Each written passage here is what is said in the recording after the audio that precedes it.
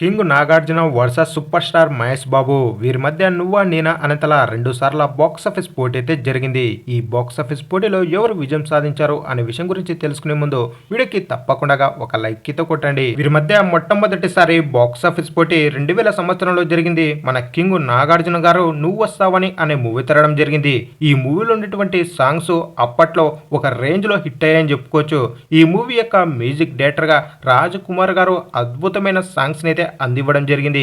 ఈ movie love and emotional గా అలాగే కామెడీ ఎంటర్టైనర్ గా వచ్చి బాక్సాఫీస్ దగ్గర బిగ్గెస్ట్ బ్లాక్ బస్టర్ హిట్ గా అయితే నిలిచింది మన కింగ్ నాగార్జున గారికి. ఈ మూవీకి 9 రోజుల గ్యాప్ తో మన సూపర్ స్టార్ మహేష్ బాబు గారు యువరాజ్ అనే మూవీ తెరడం జరిగింది.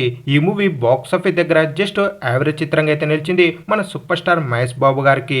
ఇలా మొదటిసారి బాక్సాఫీస్ పోటీలో మన కింగ్ నాగార్జున గారే విజయం సాధించారని చెప్పుకోవచ్చు నువ్వు వస్తావని అనే మూవీతో. ఇక వీరి మధ్య రెండవసారి బాక్సాఫీస్ పోటీ చాలా గ్యాప్ తో జరిగిందని చెప్పుకోవచ్చు 2017 సంవత్సరంలో. ఈసారి మన సూపర్ స్టార్ మహేష్ బాబు గారు స్పైడర్ అనే మూవీ తరడం జరిగింది.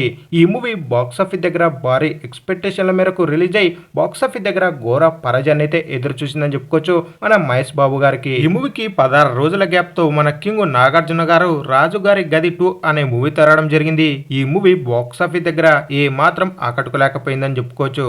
ఇలా రెండవసారి బాక్సాఫీస్ పోటీలో ఇద్దరు హీరోస్ ప్రేక్షకుని ఏ మాత్రం ఆకట్టుకోలేకపోయారని చెప్పుకోవచ్చు. ఇక ఫైనల్ గా వీరి మధ్య జరిగినటువంటి బాక్సాఫీస్ క్లాస్ లో మీకు బాగా నచ్చినటువంటి క్లాస్ ఏదో అలాగే మీ ఫేవరెట్ అభిమాన హీరో ఎవరు అనేది కింద తప్పకుండా కామెంట్ అయితే వేసుకోండి. అలాగే వీడియో నచ్చినట్లయితే తప్పకుండా మన ఛానల్ని సబ్స్క్రైబ్ చేసుకుని వీడియోకి ఒక లైక్ అయితే కొట్టండి. అలాగే వీడియోని మీ ఫ్రెండ్స్కి అయితే షేర్ చేయండి.